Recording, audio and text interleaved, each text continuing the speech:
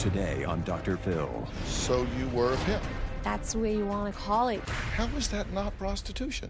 The soccer mom madam is back. Back in September, I went way out of my way to fly to New York, sit down and talk with you. You were investigated for running a $15 million call girl ring. I have a matchmaking company. Everything you said to me then was a complete lie. And this time, come on, wink, wink, silent understanding. You and I both know the silent understanding is they're going to go have sex. Are you guilty of promoting prostitution? Absolutely. she comes clean. What's the most money you ever made in a month off of this? Super Bowl weekend was amazing. I made like... Plus, I would like to say something. the shocking revelation. You recently made some people nervous when you told the media you were going to reveal some very big names to me. That could change people's lives. A high-level NFL management, an older football player who's still very well known. Tune in to Dr. Phil. Let's do it. Why don't we stop all the drama, stop all the fighting, and let's go get you better. Here we go. Have a good show, everybody. If I can help get this family back on track, are you willing to do that? Pretty free. Take it. This is going to be a changing day in your life. She's been dubbed by the press as the New York soccer mom madam. Just weeks ago, Anna Christina made headlines again when she promised the world she was going to reveal to me the names of high-level NFL executives and a prominent former NFL player who may have been included in her supposed black book in an exclusive interview. It was nearly a year ago when Anna first made headlines when she was arrested, standing accused of running a multi-million-dollar prostitution empire out of an Upper East Side Manhattan apartment. Anna's supposed client black book was allegedly filled with elite and high-profile Manhattan names and, according to news reports, could open the door to massive law enforcement corruption. Tonight, a 44-year-old mother is busted, accused of running a brothel on the Upper East Side. Scandal strikes suburbia.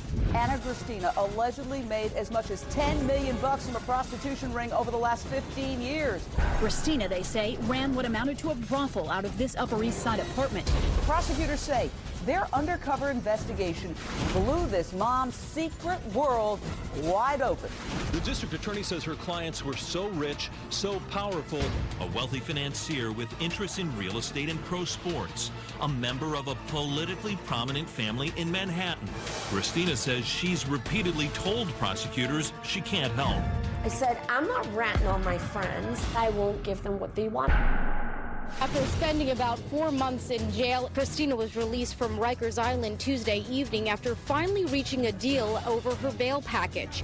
I'm absolutely not guilty of the crime that I'm being accused of. I will fight till the day that I die.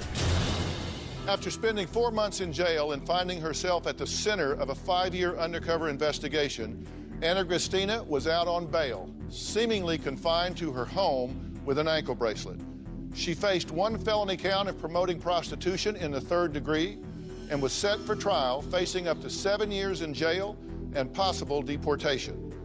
I flew to her home in upstate New York to ask the question everyone wanted to know in an exclusive interview. The accused Upper East Side madam is telling her side of the story to Dr. Phil. You say you're ready to speak out. Why me?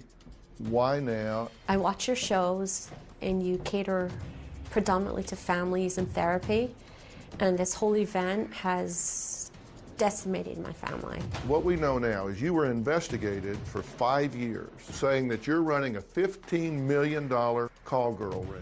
I have a matchmaking company that I had just started. There's nothing improper or illegal about it. They say that you have an apartment on the Upper East Side on 78th Street, and that during this 5 years, this apartment was used sometimes with underage girls to have sexual encounters there with powerful men in Manhattan. What do you say about that? Dr. Phil, let me address that. That is true. Categorically untrue. We've not seen a shred of evidence to that. She can say that. I don't want you asking my client about sex with underage children. We can shut it down right now. I don't care. It's a standard procedure to vilify you in the public.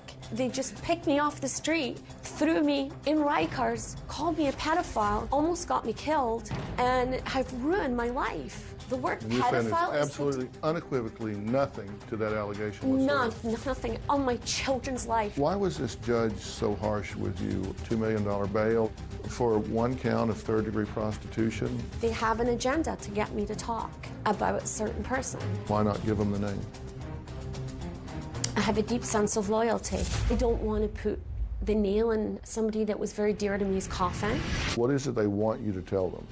I don't know. My family taught me, stand by your principles, and I truly believe the truth is going to come out in the end. I felt that Anna's story was filled with, well, with some untruths, and I wasn't convinced that she was telling the whole story. There was more to the story than she was leading me to believe, and sure enough, just 3 weeks after my visit, a kernel of truth was revealed. Today, the so-called Upper East Side madam stunned everyone by pleading guilty. Anna Christina walked out of court a convicted criminal admitting her guilt in the brothel bust. Christina pleaded guilty to a single count of promoting prostitution. The judge asking, is it true that you arranged through text, phone, or email to arrange a sexual encounter between a man and 2 prostitutes which you employed? Yes, sir, said Christina. Her lawyer claims she only did it to protect certain people. To successfully defend this case would have required permitting me to hurt people close to Miss Christina. It is sentencing day for the woman accused of running a prostitution ring. Anna Christina walked into court a final time to be sentenced after pleading guilty to 1 count of promoting prostitution. In a statement this morning, prosecutors said, quote, there is nothing glamorous about prostitution. Anna Christina rented women's bodies for profit, which makes her a pimp. Anna Christina walked free, sentenced to time already served. So, what is the truth? Anna is here and says she is willing to stop telling lies and be 100% honest with me. Plus, what are the names Anna is going to reveal? Are they going to send shockwaves through the NFL? Anna is backstage, and after all the scrutiny, doesn't feel comfortable being in front of an audience. So I'm going to speak with her privately in the green room. Now, when you and I met the last time, you denied that you had been involved in soliciting prostitution. You denied that the women that I asked you about were call girls. Let's take a look at what was said. Here's what the indictment states.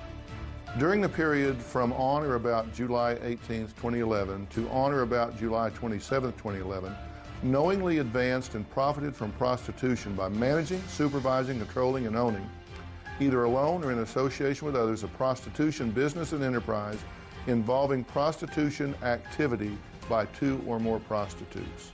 What do you say about that? We'd like to see the evidence. I have a matchmaking company that I had just started with a partner, and you know, we were working really hard doing promotional parties and events and things. We had no business. I couldn't even pay my bills. Promotional parties for? These were matchmaking parties. They were all over New York City. There's nothing improper or illegal about it. Okay. Was that a lie? No, that's the truth. So you weren't doing prostitution? So what you told me there was the truth. Yet on the 25th of September, you accepted a plea deal and you pleaded guilty to promoting prostitution? Yes. So which is it? You were promoting prostitution or you weren't? I know I promoted prostitution in the eyes of the law, and I took the deal for other reasons, to keep other people out of the trial. And that's the true story. I asked you if those women were prostitutes, and you had this to say about that. Do you know Maz Batone or Catherine DeVries? Absolutely. Who are they? 2 girls that registered with us as girls who were looking for placement. They were arrested as alleged call girls, Yeah. Is that right? Yeah. Are they? No. Okay, so everything you said to me then at that table in your home, eye to eye, was complete lie. Coming up, You're insulting my intelligence. I am not insulting your Yes, you are. intelligence. Come on, wink, wink, silent understanding. You and I both know the silent understanding is they're going to go have sex. That's what they're buying. They're buying sex. And later, You recently made a lot of headlines, and I think some very powerful people very nervous when you told the media that you were going to reveal some very big names to me. we now return to Dr. Phil's exclusive interview with the soccer mom, madam. The last time we were at your home, everything you said to me then at that table in your home, eye to eye, was complete lie. A good part of it was, but there were certain aspects that were not. Like Maz Baton was introduced to somebody and she became the ongoing girlfriend for a monthly allowance. And Catherine DeVray was the same situation. The two girls who were seeing this one man on an ongoing basis where I did not profit from it. Okay, were you and Jane May Baker caught on tape arranging for Catherine DeVries to have sex with another prostitute in your East Side apartment for an undercover cop? We definitely set up a date. The gentleman said, "Does this include sex?" We said, "Absolutely not, it's companionship." Did we know it could happen? Yes, but we still did not say it or promote it. Did that undercover officer ask you, did he need to bring condoms, and did you say, "We've got that covered"? I said, "Absolutely not." He asked, "Do I need to bring condoms?" I said, "No, just bring yourself." Let me speak to your attorney, Norm, on Polycom. Norm, is Yes, she sir. being honest with me here? I think in this case, the undercover officer met Anna and Janie Mae Baker. The tapes reflect that he thought he was buying companionship at $2,000 an hour. It's inconceivable to me that the man thought he was buying a dinner date. He turned up. There was a remark about a condom, Dr. Phil, and Anna's version is correct, that he didn't need to bring one. She didn't say that she's got it covered. I think in that instance there was evidence sufficient to convict her for prostitution, but the circumstantial evidence makes it clear, and I think would have made it clear to a jury that that man paid to play. Okay, but you're still denying that you were running a prostitution ring. Is that right? I'm just asking. No, I facilitated this older man meeting with somebody compatible, and they had ongoing relationships. I used to get a one-time fee for the introduction. Sometimes it was a retainer from the gentleman because he would meet various women. But I've never owned an escort service or a bordello. That's just something that's so low below the level of what I was comfortable of doing. But yes, older men meet with younger, beautiful women with an expectation of sex. I never, ever once said But you think to them, that's the moral high ground? I mean, you're saying that what you did was classier than that. You're renting women's bodies. You think that's classier than what you described? Is that what you're saying? I'm That's some way- facilitating to educated people who have a drive and a desire to meet a certain situation. I facilitated that. I have never once, ever once said to somebody, "You must go have sexual relations for money." I have never once said to a gentleman, "You can have sex for money." I knew what was going on. I mean, it just wasn't something MD ever talked about. So you're saying that you were facing a 7-year prison sentence because you had a high-end sugar daddy service? I feel I faced a high-level jail sentence because certain people that I was affiliated with had some enemies in the district attorney's office politically, and I was collateral damage. It's been reported that the judge asked, "Is it true that you arranged through text, phone, or email a sexual encounter between a man and 2 prostitutes, which you employed? Yes. Is it true that you profited from this sexual encounter?" Yes. Is that accurate? Yes. Okay, so you went into court under oath, answered those questions in the affirmative. But now here, you say, no, that's not true. I'm not denying it. Yes, you money are.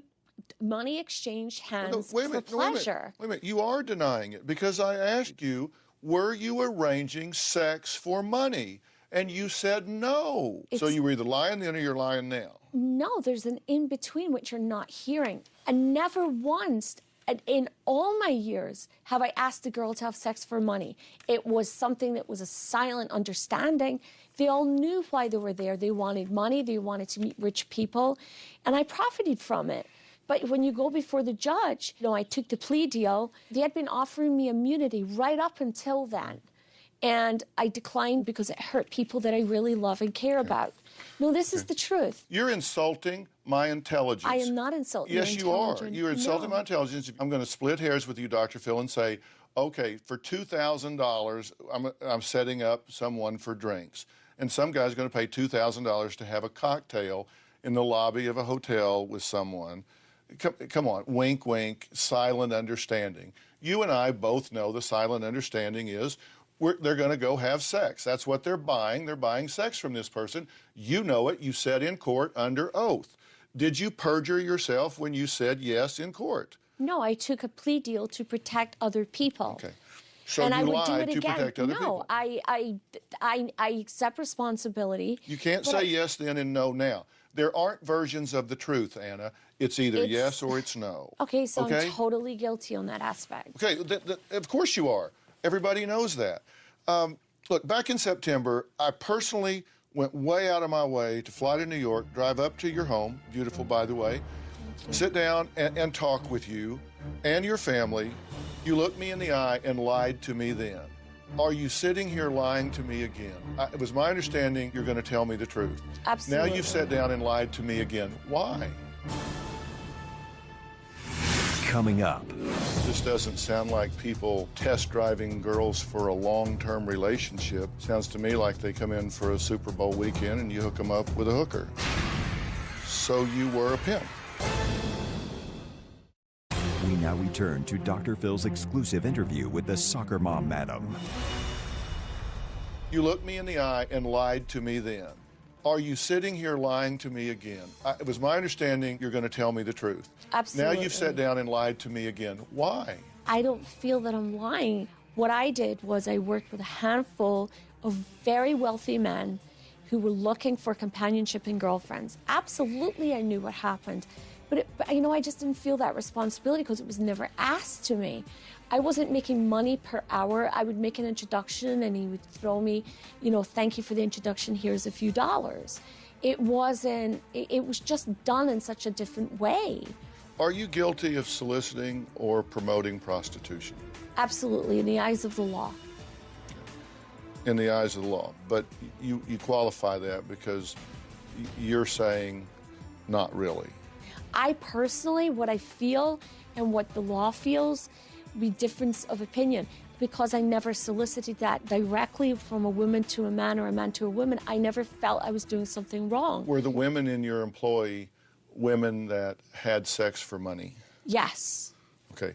Now, you have women that they're not physical therapists, they're not registered nurses, they're not people that do other skills, they're prostitutes. They're people that do sex for money, right? They're call girls. They pled guilty for being prostitutes, right? Many of them were very educated, and yes, I had a couple of doctors at work, I had a couple of accountants, I had one who worked for the IRS. But they weren't doing your books. No. They were going between the sheets. Yes. So, I mean, come on. That's what I mean about insulting my intelligence. It's not insulting you. You want a black and a white answer. I just want the truth. I lived in a gray area. I have nothing to hide. I pleaded guilty. What more can I do than plead guilty? Are you guilty of promoting prostitution? You say yes in the eyes of the law. So you carve out that maybe you're not. You say your matchmaking business started legitimately, but it turned into something else. Yes. You admit that it turned into something. Yeah, absolutely. What else did it turn into? It started off where people would come to me and some of them would be married. I'm looking for some companionship. I'm very lonely, but I don't want the complications of somebody trying to ruin my life. And I realized there was a niche for that, especially with their men in their 40s. So what I did was, I started kind of surfing around and saying to women, you know, I have a gentleman, he's older, he's married, he's looking to meet somebody, have you got an interest? And the overwhelming response was absolutely. So I started that as the sugar daddy business. But then what happened was, you know, sometimes people don't want a commitment for 6 months or a year. So they want to say, can I test run and go away for a weekend? And then, of course, the girl doesn't want to go for free, so she wants to make sure she's taken care of.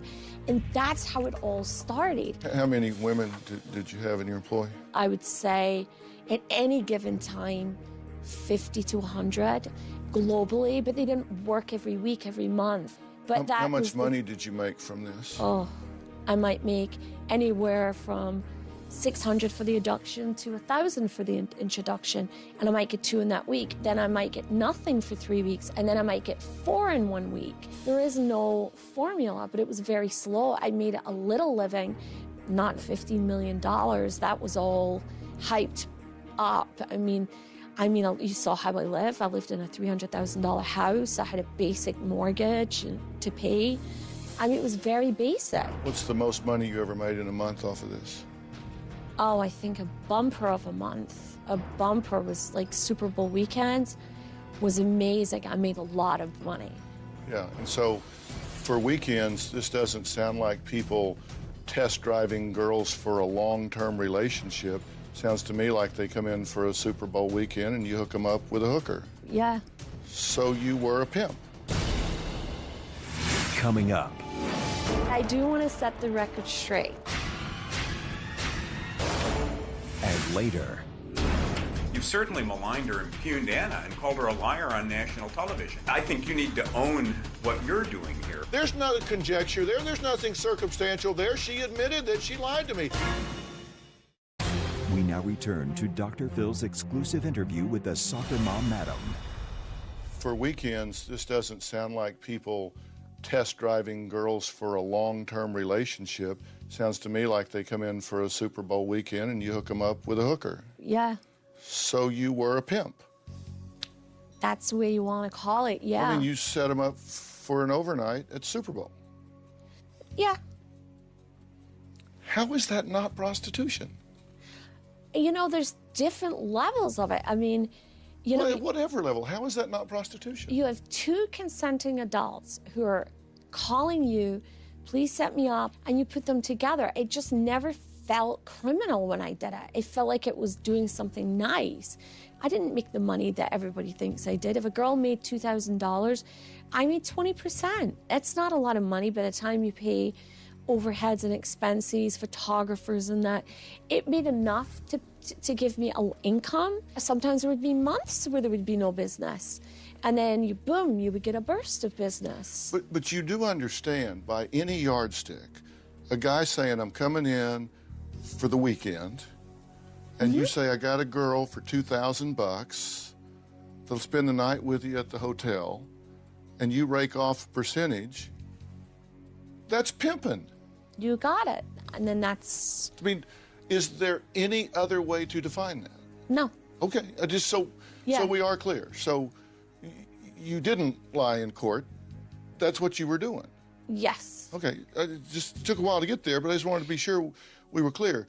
Now, I just wish you could be able to decipher the difference between what's really out there in the adult industry and what we did was completely different. You know, there was a... Well, you didn't wear a hat with a feather and drive a Cadillac. Is that what you mean? No, I mean, I've done so many good things for so many of the girls, helped them find homes, put them in rehabs, the ones who had been drugs. I mean, you don't hear about any of that. You hear the word pimp and you think of standing on the street corner with girls with high heels and ripped stockings and beating them for money. It's just, this was a regular matchmaking thing, except we were matching money with beauty, and they were comfortable, and so was the gentleman. It was a victimless crime. Norm, did you want to say something? I mean, I think what Anna has been involved in and what she has described is marketing the ambiguity of sex appeal. Did Anna take a profit from that? Yes. Did she arrange it? Yes. Were people willing participants? Yes. Is it a crime as a matter of law? Yes. I think when Anna says she's guilty in the eyes of the law, there's no question she knew what was going on with the undercover cop. Thank you. Now, this 78th Street apartment, they had said this was a place that you were having these assignations. This is a picture of the building. I do want to set the record straight. This was never a bordello. It was not a house of ill repute. I had an apartment where girls who were coming in from out of town needed a place to live. I had a handful of girlfriends who had sugar daddies, who had boyfriends at home and were married, and would say, "Can I borrow your apartment?" And because I was nice, I said, "Absolutely." And it was never set up for that. Is this where you were nice enough to have the peep show for the undercover? Yes. This is where I get confused, because you say, "Oh, look, this wasn't involved in any of this. I was just being nice to let some of the girls stay there." Then I say, "Well, this is where you had the peep show with the undercover cop?" "Oh, yeah." Dr. Phil, sometimes there's not an answer that's yes or no. Sometimes there is an answer that is in between. It was not set up with the intent of a bordello. Okay, I would have moved to a different place if it was. No, that I do believe. Do you still have this place? No. Okay. You said you had 50 to 100 girls on the roster at the most? Well, there was a global roster between London and here, and having a roster means you hand select the people that you feel that you would have success in placing, that really had that look, they were well-groomed, they were educated, and you would put them on file. You might not speak to them for 6 months because they might not be flavor of the month. You know, so when I say we had a big database, an active database would be more like 10 per week or 15 per week. I don't want to say I had 100 people working for me. I didn't have 100 jobs a year. If I was lucky, I would have that. Yeah. But I had 100 options for that one job that would come along. And that's how this industry works. Now, I want to go back to one of the first things you said to me when we spoke back in September. Let's take a look at what was said. You say you're ready to speak out. Why me? Why now? I watch your shows, and you cater predominantly to families and therapy, and this whole event has decimated my family. Whose fault is that your family's under so much pressure? I believe there was a political agenda. I was pulled off the street by the corruption unit.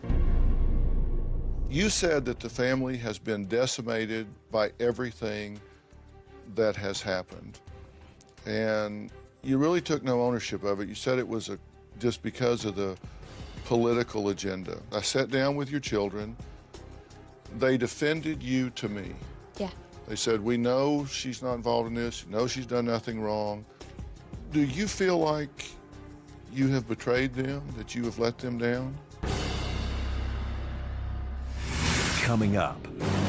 Now I want to talk about some of the men involved. You recently made a lot of headlines, and I think some very powerful people very nervous when you told the media that you were going to reveal some very big names to me. We now return to Dr. Phil's exclusive interview with the soccer mom, Madam. You said that the family has been decimated by everything that has happened. Do you feel like you have betrayed them, that you have let them down? I do.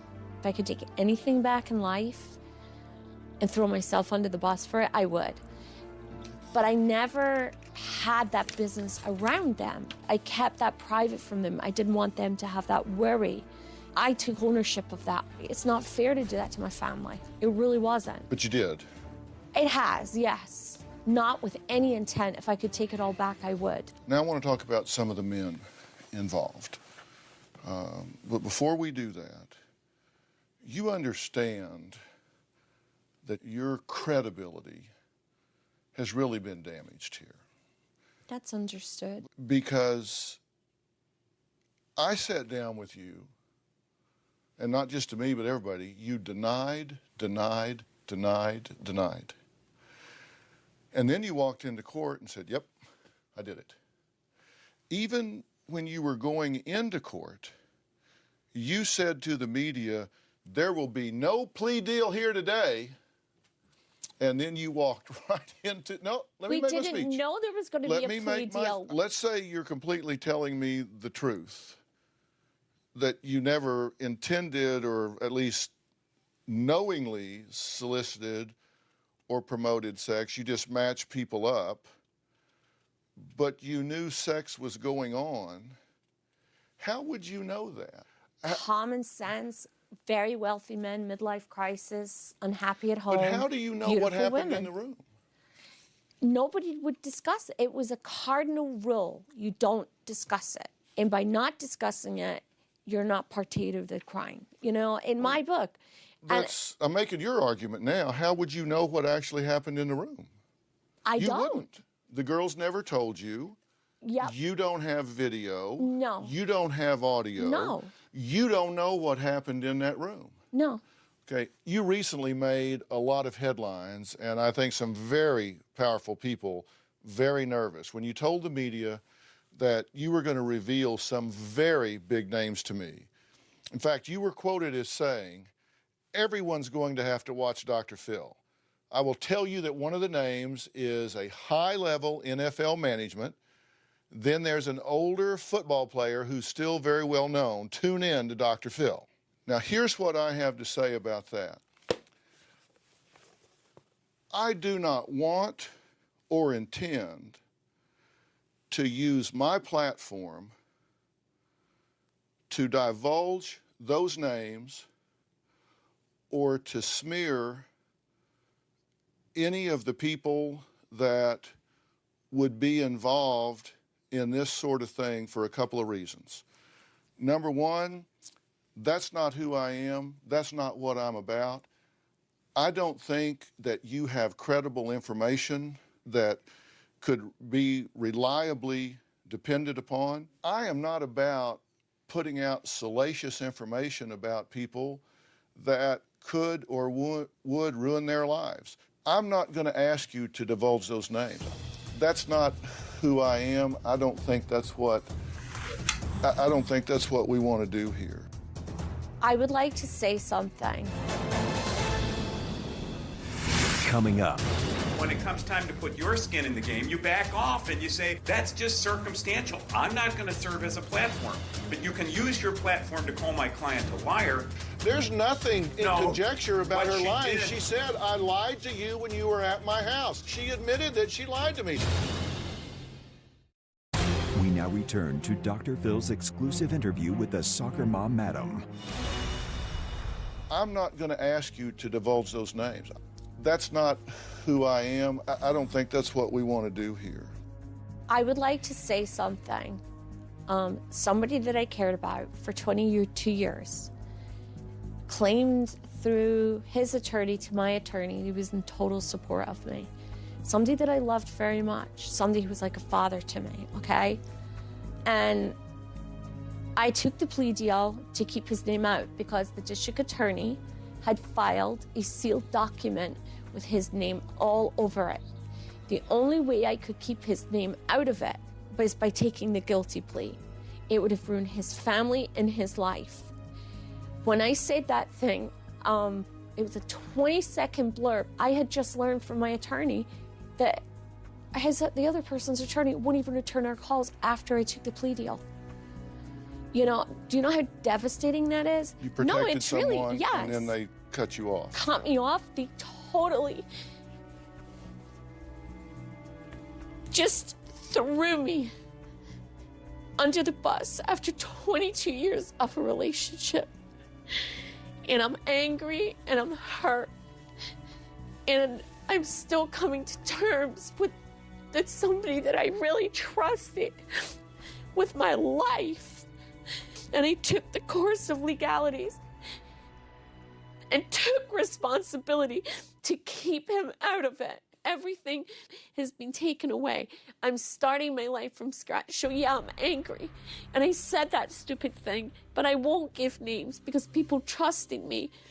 But at the moment when I said that, I was crushed. I mean, look what they did to my life and my family's life.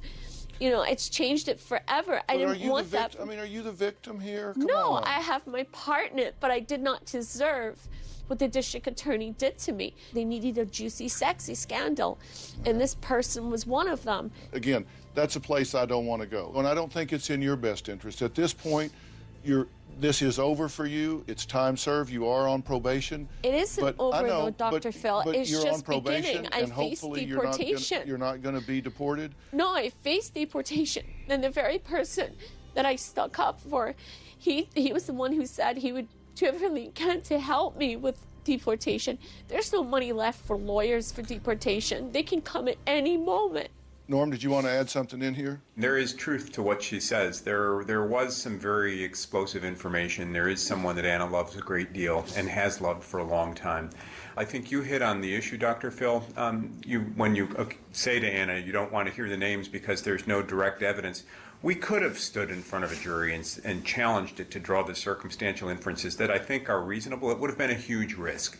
But I was sort of surprised that you came out, I won't say swinging, but came out as forceful as you did, asking for yeses or nos and accused Anna of lying, and then took a different position by saying, well, I don't want to get involved in the controversy because it's all circumstantial. This always was a circumstantial case. Even at the moment of the peep show, it was an unperfected act on the officer's part. Do I think there was a substantial risk of conviction? Absolutely. I think Miss Christina was wise to take the plea.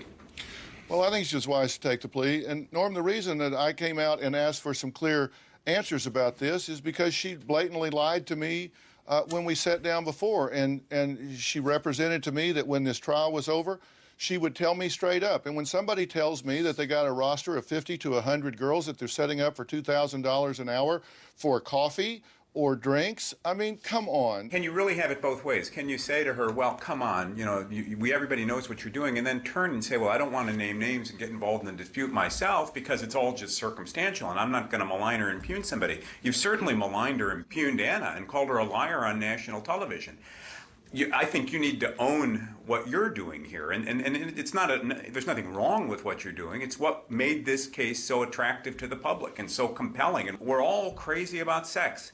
These guys weren't paying for $2,000 an hour games of tiddlywinks. They were playing to get between the sheets, as you said. I think what Anna's trying to say is she tried to operate a high-class operation. She didn't have people with sandwich boards walking down Times Square, but everybody that was involved in this knew what they were doing and had eyes wide open. Is that prostitution? Does that make her a pimp? I really was offended by the DAs calling her a pimp. The way they behaved toward her in the course of these proceedings, a secret interrogation, offers of a deal in exchange for names, that's a story that I think needs to get told. Well, you and I always seem to get in these esoteric conversations, but... They're not so esoteric. Well, I think it is esoteric when you say that it's circumstantial for me to suggest that she's a liar. You told her that you didn't want to get involved naming the names because she doesn't have this, she doesn't have that, and undermining the effectiveness of what you did in the beginning of the show. When it comes time to put your skin in the game, you back off and you say, oh, wait, that's just circumstantial. I'm not going to serve as a platform. But you can use your platform to call my client a liar, but you can't own the very controversy or the very thing you accuse her of. I'll use this platform. I will use this platform to acknowledge that she is a liar because she has admitted that she lied to me. Listen, there's nothing in conjecture about her lying. She said, I lied to you when you were at my house. I told you one thing, I went and told the court another. There's no conjecture there. There's nothing circumstantial there. She admitted that she lied to me. We now return to Dr. Phil's exclusive interview with the soccer mom, Madam. There's nothing in conjecture about her lying. She said, I lied to you when you were at my house. I told you one thing, I went and told the court another. There's no conjecture there. There's nothing circumstantial there. She admitted that she lied to me. You want the story. You want the sex that sells. You want to put this on top national television because everybody wants to know about sex in our country. We're crazy about it. But when it comes time to put your skin in the game, you take the same move that Anna did. You can't prove it, so I'm not going to get involved. What does that make you? It makes me responsible. You know as well as I do that she can't know what happened in those rooms. She can't know that. Well, if she can't know that, how do you call her a liar? Wouldn't the honest answer be, I have no idea? Didn't she try to tell you that any number of ways? No, you're comparing apples and oranges. I said she was a liar because she told me one thing and told the court another, and you know it. Dr. Phil, I was also going through a criminal trial where I faced deportation. And I did and you still do? Yeah, and I did take you outside and say, when time goes on, there's more things I'd like to tell you about, which I'm trying to do now. But you told me, on national television. I could be going to jail. Hi, Dr. Phil. I knowingly facilitated prostitution. Really? Do you really think that would not have hurt me in my court case? When we walked outside, you made accusations against a lot of officials. Yes, which we have proof. Well, you don't have proof. If you have proof, bring it forward. Go charge these people with corruption, Anna. The forum for that is not some talk show on your lawn. We know that. The forum for that is to bring it forth, charge these people with corruption. And we are working towards that. Well, then that's what you need to do, and I will cover that as well. And I will let Norm be there, and I will cheer him on if he brings that case forward.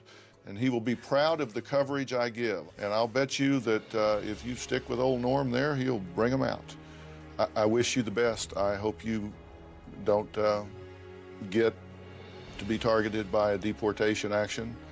And I hope this long-term relationship, I hope that works out for you. I mean, I hope you don't get stonewalled in that, because you took one for the team in that regard, obviously. So I hope that works out for you.